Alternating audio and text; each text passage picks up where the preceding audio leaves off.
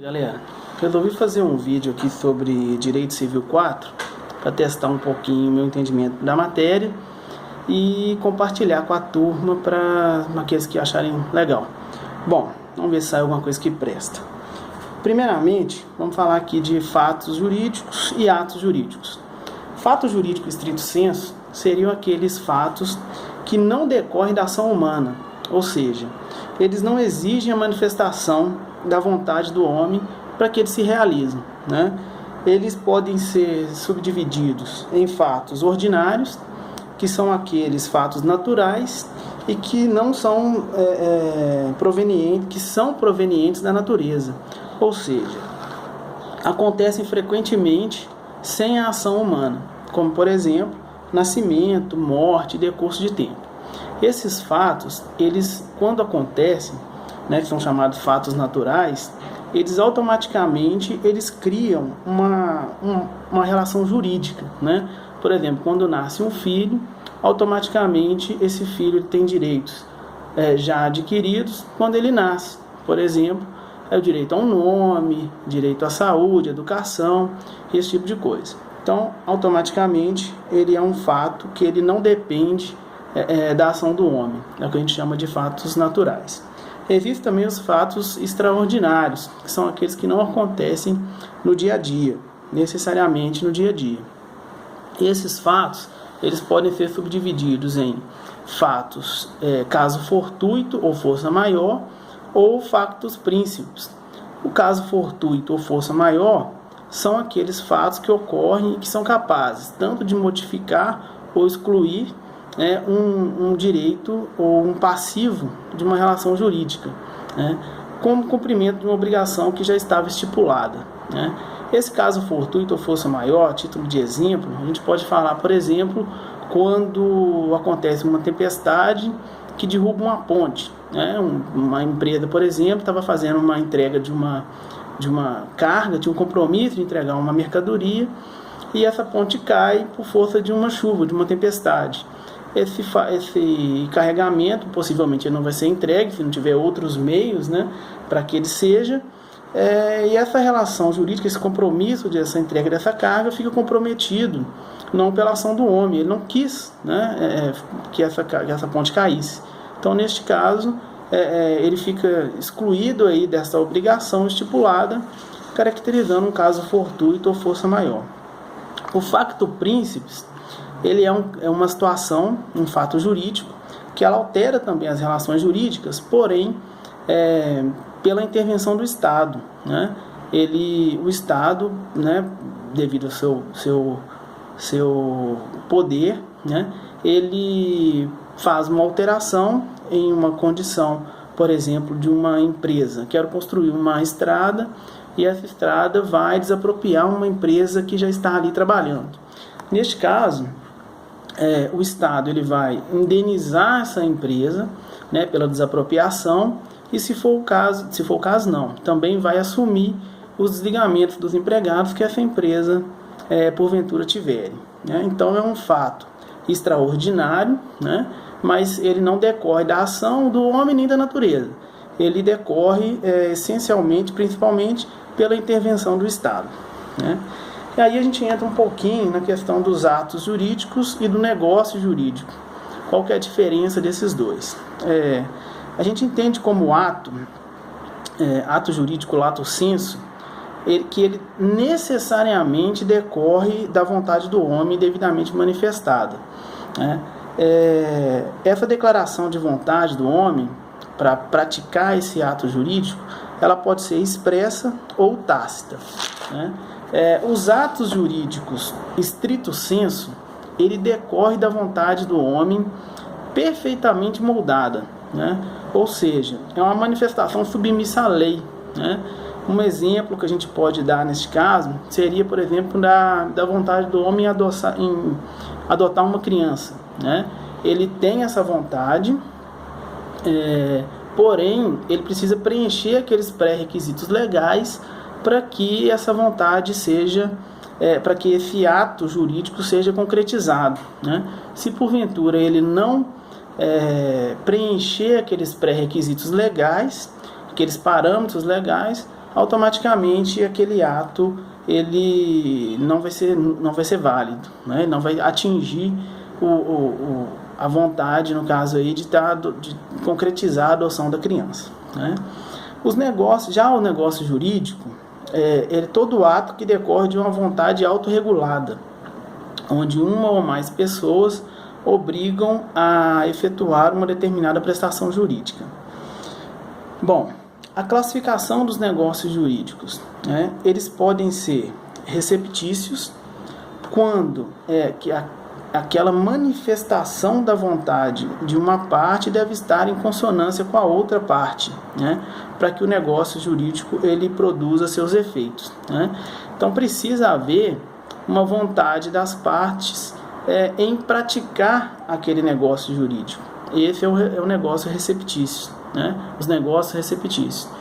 Por exemplo, eu tenho vontade de comprar um carro, o sujeito A, né, no meu caso, e o sujeito B tem vontade de vender o carro.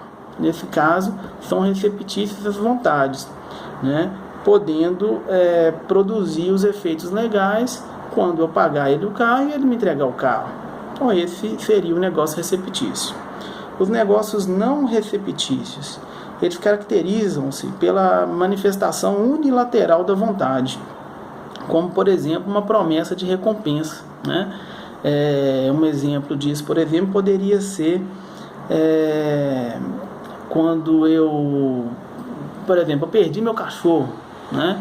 Coloco uma faixa na rua oferecendo uma recompensa para que quem achar aquele cachorro vai receber, por exemplo, R$100 de recompensa, né? Nesse caso, é uma manifestação unilateral da vontade, né? Eu tive vontade de colocar aquela faixa recompensando dando uma recompensa para quem achar meu cachorro, né? Então, uma manifestação unilateral. Esse aí seria um exemplo dos negócios não receptíveis. Os negócios intervivos são os que eu entendo que até os que mais acontecem, né? São aqueles que realizam e se aperfeiçoam enquanto as partes estão vivas, né? Por exemplo, compra, venda, contrato de trabalho, né? Você procura emprego, uma empresa gosta de você, né? Você contrata a empresa te contrata, são os negócios entre vivos, né? A manifestação das partes foram, né, as duas partes entraram em acordo, resolveram fechar um contrato de trabalho, né? Causas morte, ou mortes causa, né, são aqueles cujos efeitos são produzidos com o advento da morte de uma das partes, né?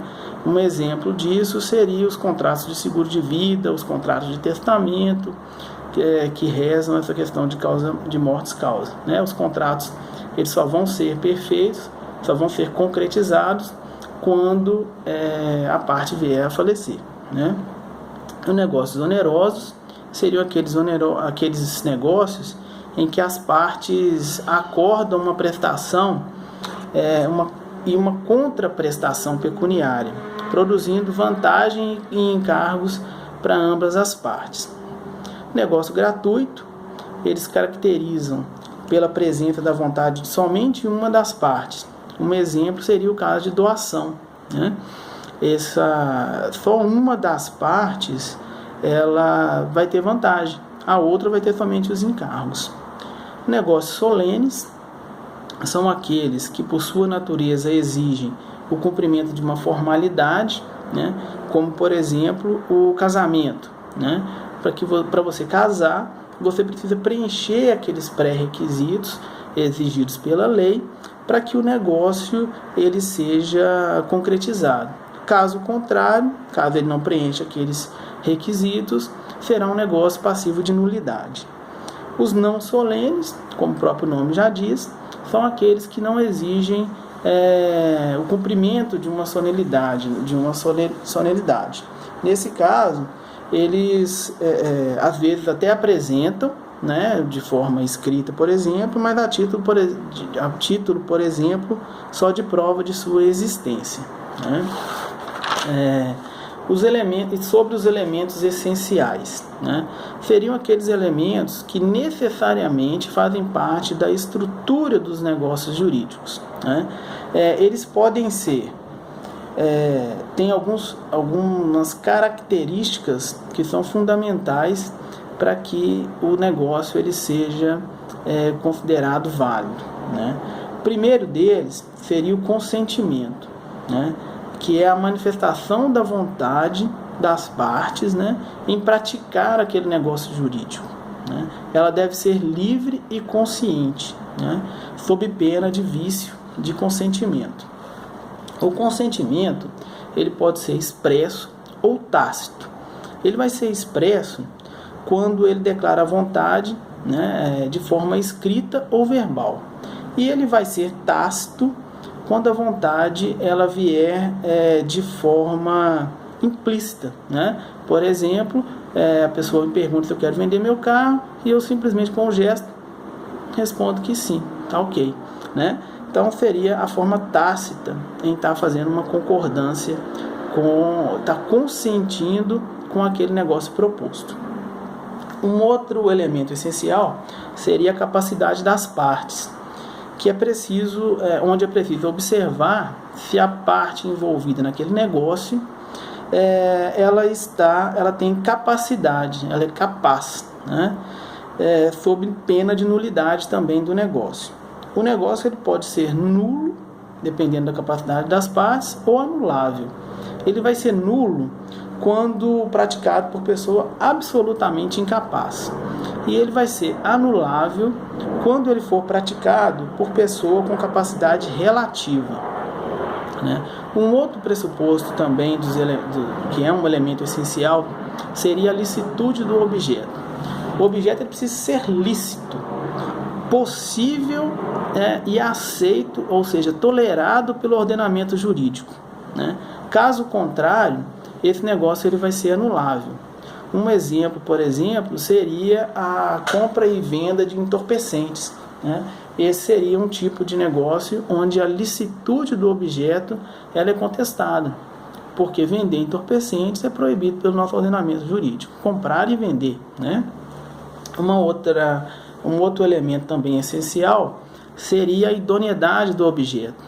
A idoneidade do objeto está relacionada à questão do objeto ser possível, né? O objeto precisa, da relação jurídica, ele precisa ser idôneo, ser possível de figurar como centro de uma relação jurídica. Um exemplo disso seria, por exemplo, a compra e venda de lote na Lua, né? Não tem condições nenhuma de alguém vender e comprar um lote na Lua, né? Como é que você vai entregar esse objeto, dessa relação? Então não seria possível. Uma outra questão também, um outro elemento seria o termo. Termo é todo evento futuro e certo ao qual figuram subordinados os efeitos decorrentes do negócio, né? O termo seria o termo inicial, que corresponde à data, o dia em que o negócio começa a produzir os efeitos, né? É também comum o termo final, que é quando marca o dia definido para o rompimento dos efeitos jurídicos. Bom, tem mais alguma coisinha aqui para falar, mas seria isso por enquanto. Eu vou dar uma olhada aqui, ver se vale a pena compartilhar, porque eu dei muita gaguejada. Mas é isso aí, gente. Valeu!